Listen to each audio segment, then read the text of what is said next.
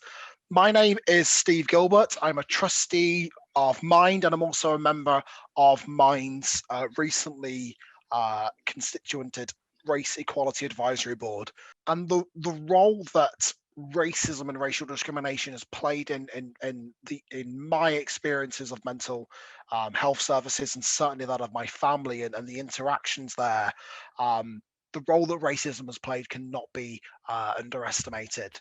Um, and it was one of the things that got me involved. Mind's aim is to stop race being a limiting factor in people's experiences of the mental health system. Part of our current approach also includes a 3-year program for 11 to 30-year-old Black men, offering a range of different local services, mentoring, and peer support. It's really important to understand that Mind is not one organization. There is a national organization, but there's also a network of over 120 local minds. And one such mind, Lambeth and Southwark Mind, are running 3 projects: Wellbeing Through Art, Wellbeing Through Sport, and a creative poetry / lyric writing and zine making workshop in partnership with Raw Material Music and Black Princes Trust. Mind is committed to running this program alongside our race equality strategy, but we need your help to help ensure that Mind has the funds to deliver the program which will cost approximately £1.2 million. Without further ado, it is my pleasure to introduce our panel. I'm delighted to welcome Antonio Ferreira, Dan Thompson, Mike Silvera, and Governor B to our panel. Governor B, you're a rapper and an author. Why is race and mental health an important topic for you to speak out about, and what drew you to Mind? Well, I'm coming from a working class background and council estate culture, and I think it's important for everyone, and in particular people from an underprivileged background, to see people like me and like them being a voice. This is why I choose to make my music really positive, and it's why I've written a book around toxic masculinity, and it's because I want to change the narrative. You know, I've been conditioned as a guy from a young age that, the definition of a man is, to be strong and dominant and never cry and all that kind of stuff. And I think all those things in of themselves are good things, but when our mind and our body is telling us that actually we should be vulnerable and honest, I think we have to listen. Otherwise it becomes detrimental to our mental health. Sometimes young Black men have to work really, really hard. And I think part of what drew me to Mind and the Young Black Men program is it's important because it's them being part of creating an environment that helps young Black men thrive. I always tell the story about when I was in Ghana a few years ago, and there was a fisherman putting a load of crabs in a bucket, and every time one of the crabs would climb to the top, another one of the crabs would pull it down. And when I contextualize that, it's young people doing the same to each other, but all the focus is placed on the crabs, the young people, and not enough on the bucket, which is our environment. And if that environment enables us to thrive mentally, emotionally, and all that kind of stuff, then young people tend to make better decisions. And for me, Mind make a huge difference because they help to get rid of that bucket. My motivation for joining the Young Black Men Steering Group is that when you're young, black, and suffering from mental health, as I've said before, you suffer from 3 sets of stigma and stereotypes. The young part of it, the black part of it, and the mental health part of it. When I decided to join the Young Black Men Steering Group, it was sort of an opportunity to challenge all those 3 stigmas, stereotypes.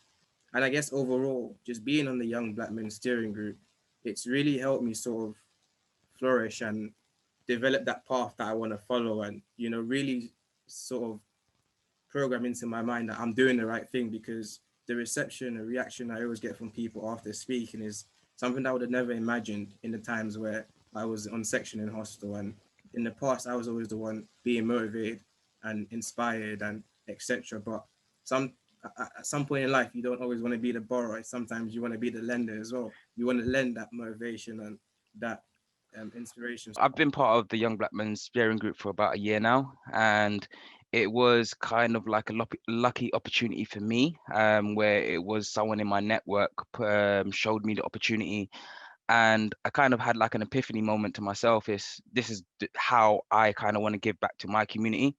So again, like with the steering group, it's about strategizing ways in which we can impact the community in a much more positive way. So bridge the communications, the positive representations of Black males within mental health. My own approach of self-healing with my own self. It's a way to make positive changes going back. So, you know, the work that I've done on Mind has made me say, you know, my next 9 to 5 career path, I want to become a Black counselor. So it's just about changing that mentality and changing the vocabulary that we give to these young people, and actually empowering them and motivating them to make those positive changes, because there wasn't representation a long time ago. Sometimes with mental health, it's a stop start and Yeah. there isn't any sustainable plans.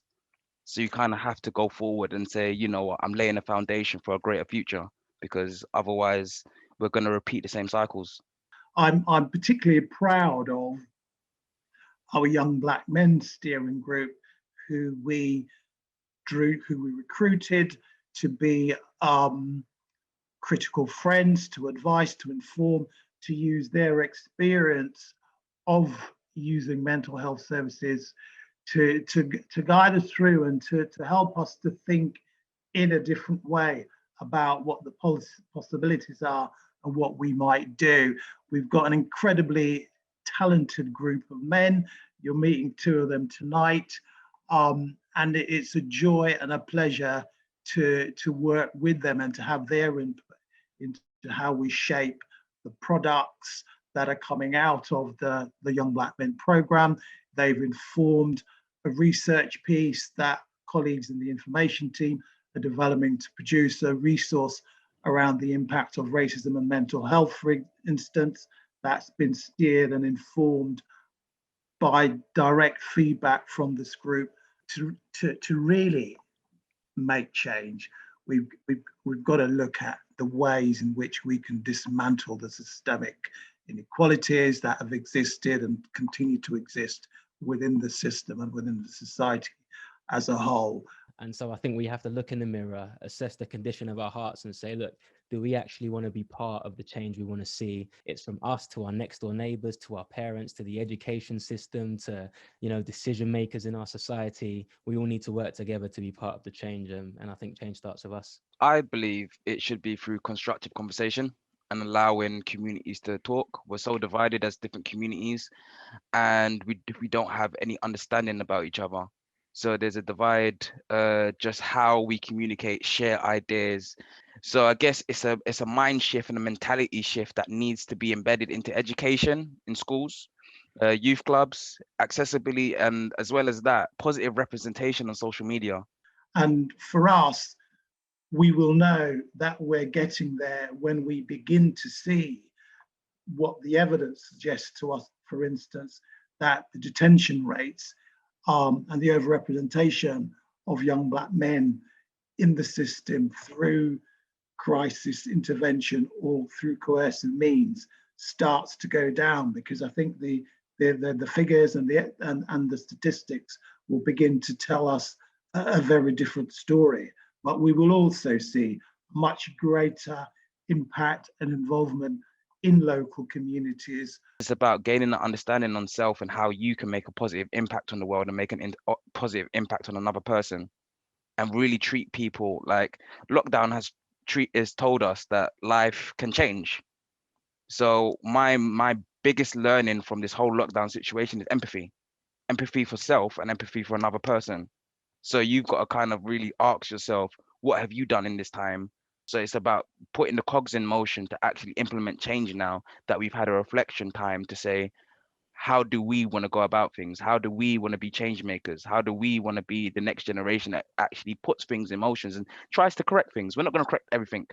Even when I am telling my story, I've gotten to the point where I don't want to keep talking about, you know, the difficult times or be reminded of the difficult times. I want to also focus on the present, on what I'm doing now, how I've overcome my mental health, and like how I'm using it to just persevere. And for me, that's what the Young Black Men's Steering Group does for me. It allows me to have that positive voice to, you know, radiate to other people. It's like we will go through our challenges. Everyone has trials and tribulations. Everyone has their difficulties. It's a part of life. It's nothing you can avoid, but it's really about how you overcome it, how you step over it. When working on the steering board, it's given me opportunity and confidence to actually have ownership about my own mental health and how I feel about my mental health. Like challenging the stereotypes is through honest conversation and having truth and knowing your truth and knowing another person's truth or trying to understand someone's truth. A lot of times people speak not to understand another person, but speak in response because they're not actually listening. A key skill within counseling is called active listening, where you're checking with yourself and how you're feeling, but you're actually listening to the other person. So it's embedding those strategies to make it much more accessible for people. So even if there's a lot of mental health in the community, a lot more people are tooled up. They have their own accessibility for their own mental health kits that they can use. I'd say start the conversations as young as humanly possible with the people in your life, because human beings aren't inherently bad. Young men are often branded criminals and lost causes, whereas in reality, 9 times out of 10, we're just misguided children. You know, people aren't born with bad morals. We learn morals in early childhood from primary people in our lives and behaviors. Only owes 20 seconds. I'm just joking. Governor Beers, you're up. But I think let's try and encourage deeper connectivity. So it kind of goes a little bit towards my last point. It's the thing of asking people how they are. When you ask someone, how are you? All they can say is, I'm fine. But you got to ask again, and you got to ask, right, on a scale of 1 to 10, how are you feeling today? Then you cause them to think and to share more. So I think let's encourage deeper connectivity in our conversations. So I think that's where it became a make situation for me. It's, I went through this, but am I going to let it eat me? Am I going to carry on letting it, dig at me? Or am I going to make the most of it? Prominent to me after all of that and how it became a make situation is when life gives you lemons, you make lemonade. For many years, I never understood what that phrase meant. I literally thought lemonade, lemons, what does that mean? But it started to sink in, and I understood, like, as I said, we all have our trials and tribulations, and some people unfortunately are stronger mentally, some people are not, but every situation is only there to make us better. And I just saw the situation as someone that had a crack, but I wasn't breaking. I just had a crack that needed refilling and to go back again stronger. And like I said, I guess it just comes down to what type of lemonade you want to make from those lemons. Because I think, being sectioned is one of the most traumatic things that can happen to somebody, and your reflections there, on certainly how your thoughts change through the process as well.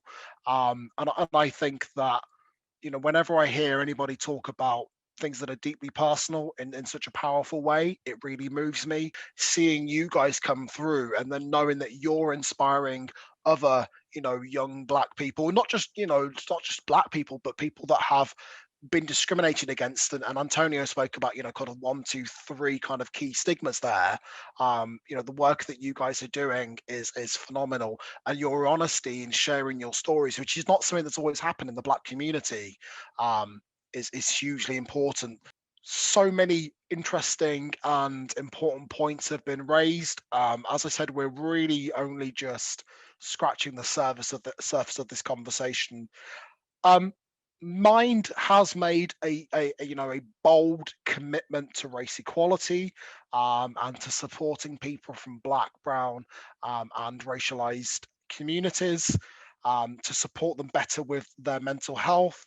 But we know that we can't do this alone, and we really need your support and partnership. And one of the things I really want to highlight is there are things we can record on paper.